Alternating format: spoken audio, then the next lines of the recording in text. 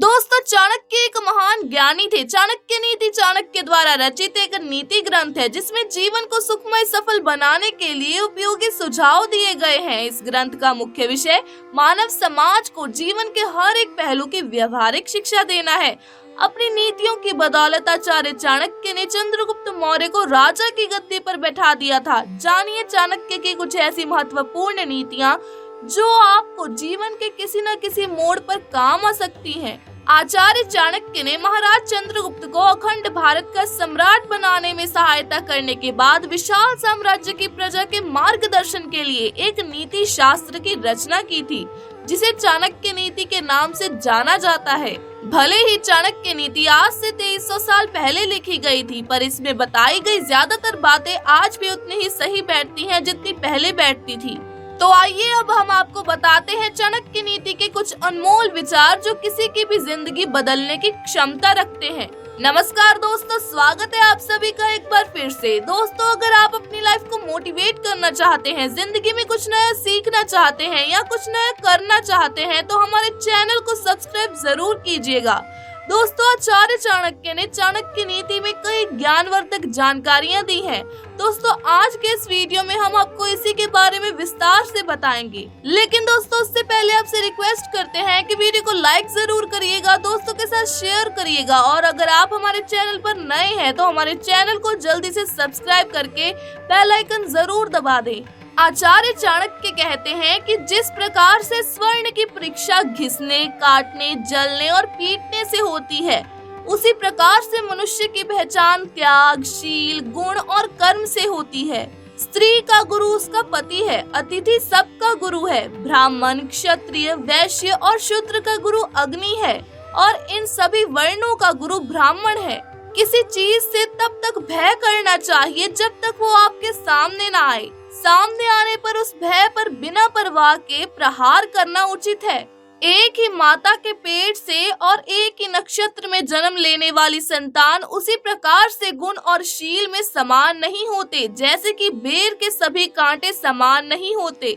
जिसको जिस विषय वस्तु की आकांक्षा नहीं है, वे उस वस्तु का अधिकारी नहीं है। यदि कोई व्यक्ति सौंदर्य प्रेमी नहीं होगा तो वो श्रृंगार शोभा के प्रति उसकी आसक्ति नहीं होगी।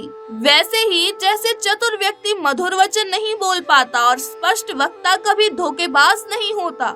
मूर्ख पंडितों से, दरिद्र धनियों से, विधवा सुहागिनों से और व्यभिचारिणी स्त्री की कुल धर्म रखने वाली पतिव्रता स्त्रियों की शत्रुता रहती है। आलस्य से विद्या नष्ट हो जाती है, दूसरे के पास जाने से धन, बीज की कमी से खेती और सेनापति के ना होने से सेना नष्ट हो जाती है। अभ्यास से विद्या, सुशील स्वभाव से कुल, गुणों से भला मनुष्य और क्रोध का पता आँखों से लगता है। अर्थ से धर्म की रक्षा होती है, निरंतर साधना से विद्या की, मृदु स्वभाव से राजा की रक्षा होती है, और पतिव्रता स्त्रियों से घर परिवार की रक्षा होती है। ब्रह्म ज्ञानियों के लिए स्वर्ग तिनके के समान है, शूरवीर के लिए जीवन तिनके के समान है, इंद्रजीत के लिए तीनों लोक तिनके के समान है, और जिसे किसी भी वस्तु की कामना नहीं है, उसकी दृष्टि में ये सारा संसार तिनके के समान है। विदेश में विद्या मित्र होती है, घर में पत्नी मित्र होती है, रोगियों के लिए औषधि मित्र है, और मरते हुए व्यक्ति का मित्र उसका धर्म और सत्कर्म है। समुद्र में वर्षा का होना व्यर्थ है, तृप्त व्यक्ति को भोजन कराना व्यर्थ है, धनिक को दान देना व्यर्थ है, और दिन में दीपक व्यर्थ है। बादल के जल के समान दूसरा जल नहीं, आत्मबल के समान दूसरा बल नहीं, अपनी आँखों के समान दूसरा प्रकाश नहीं, और अन्न के समान दूसरा प्रिय पदार्थ नहीं। धनहीन धन चाहते हैं, पशु वाणी चाहते हैं, मनुष्य स्वर्ग की इच्छा करते हैं, और देवगण मोक्ष की इच्छा करते हैं। सत्य से पृथ्वी टिकी हुई है, सत्य से सूर्य तपता है, सत्य से वायु बहती है, और ये सभी पदार्थ सत्य में ही स्थित है। लक्ष्मी नित्य नहीं है, प्राण और जीव स्थिर नहीं है। इस अस्थिर संसार में सिर्फ धर्म ही निश्चल है, अर्थात स्थिर है। पुरुषों में नाई धूर्त होता है, पक्षियों में कौवा धूर्त होता है, पशुओं में गीदड़ और स्त्रियों में मालिन धूर्त होती है। मनुष्य को जन्म देने वाला, यज्ञोपवीत संस्कार कराने वाला पुरोहित, विद्या देने वाला, अच्छा अन्न देने वाला, भय से मुक्ति दिलाने वाला अर्थात रक्षा करने वाला, ये 5 पिता गिने जाते हैं।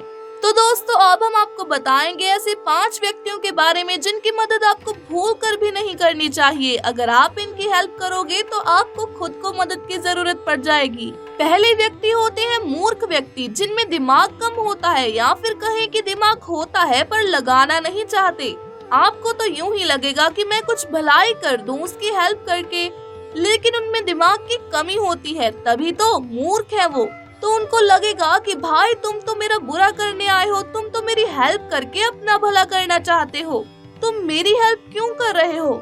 और तो और जो इनके तर्क वितर्क होते हैं ना, वो बड़े अजीब ढंग के होते हैं। आप इनकी भलाई करना चाहोगे लेकिन उल्टा ये आपको ही फंसा डालेंगे। ऐसे लोगों से आपको दूर ही रहना चाहिए। ऐसे लोगों की ना तो हेल्प करनी चाहिए और ना ही इन्हें कोई सलाह देनी चाहिए। दूसरे तरीके के लोग होते हैं हमेशा दुखी रहने वाले। आपने बहुत से लोगों को देखा होगा जो यूं ही दुखी रहते हैं, दुखी होने का कारण ढूंढते हैं। ऐसे लोग यही कहते रहते हैं कि मेरे साथ सब गलत हो रहा है, अच्छी चीज इनको दिखाई नहीं देती। नेगेटिविटी इनके दिमाग में कूट कूट के भरी हुई होती है, ये देखते ही नेगेटिव चीज है। दूसरों की बुराई करेंगे कि उसमें ये खराबी है, ये बुरी आदत है, अच्छा देख ही नहीं सकते ये लोग। ऐसे लोग अपने माँ बाप को कोसते हैं कि मैं ऐसे परिवार में पैदा हुआ, भगवान को कोसते हैं कि भगवान ने ये कर दिया वो कर दिया, लेकिन अपने गिरेबान में झांक कर कभी नहीं देखते। ऐसे लोग दूसरे लोगों की खुशी देख देख कर जलते हैं। ऐसे लोगों की हेल्प आपको कभी नहीं करनी चाहिए। तीसरे तरीके के लोग हैं दुष्ट स्त्री, यानी कि जिन लड़कियों के करैक्टर खराब होते हैं उनकी हेल्प आपको कभी नहीं करनी चाहिए। जो समाज में अपने कामों के लिए बदनाम होती हैं, ये खुद तो खराब होती ही हैं, खुद का नाम तो खराब है ही, खुद के परिवार का नाम भी डुबो रखा है, खुद के आसपास के लोगों का नाम भी डुबो रखा है, आपका नाम भी डुबो कर ही मानेंगी। इनके साथ रहने से या इनकी हेल्प करने से कोई आपको ये नहीं कहेगा कि आप अच्छे हो, उसकी हेल्प कर रहे हो, बल्कि ये कहेंगे कि आप भी बेकार हो गए हो। ऐसे स्त्रियों को आपके धन, आपके शरीर का मोह होता है। ये समय आने पर अपना रंग दिखा देती हैं और आपको फंसा देती हैं, आपको शारीरिक और मानसिक रूप से कमजोर कर देती हैं। इसीलिए ऐसी स्त्रियों की मदद आपको भूल कर भी नहीं करनी चाहिए। चौथे नंबर पर है अत्यधिक नशा करने वाले लोग। दोस्तों, नशा करने वाले लोगों से बहुत दूर रहना चाहिए। नशा 2 तरीके का होता है। एक तो पैसे का नशा, यानी कि गुरूर, मतलब कि मेरे पास ये है, मेरे पास वो है, मैं पैसे वाला हूँ, मेरे पास तो सब कुछ है। दूसरा नशा तो आपको पता ही है, दारू, सिगरेट, नशीले पदार्थ का नशा। जो लोग नशेड़ी होते हैं वो हमेशा गाली ही खाते रहते हैं कि अरे वो तो नशा करके आया है, वो तो है ही हरामी, वो तो है ही ऐसा। तो ऐसे लोगों के साथ आप भी बुरे बन जाओगे, क्योंकि ये लोग नशे में चूर होते हैं, इनको होश हवास नहीं होता। ये आपको भी फंसा कर ही मानेंगे कि तू भी पी, तू भी ये कर, तू भी वो कर। आप तो भलाई करना चाहोगे लेकिन आप खुद ही बुरे फंस जाओगे।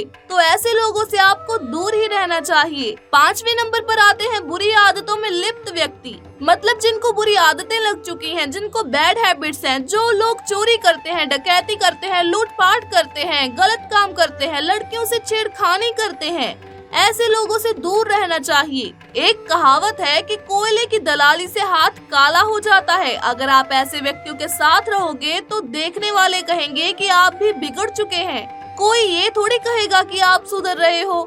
जो नेगेटिविटी होती है वो जल्दी सवार होती है, तो ऐसे लोगों से आपको हमेशा दूर रहना चाहिए। तो दोस्तों, आज के लिए बस इतना ही। मैं आशा करती हूँ कि आपको मेरी वीडियो अच्छी लगी होगी। अगर वीडियो अच्छी लगी हो तो वीडियो को लाइक करें, शेयर करें और हमारे चैनल को सब्सक्राइब जरूर करें। वीडियो को अंत तक देखने के लिए आपका बहुत बहुत धन्यवाद।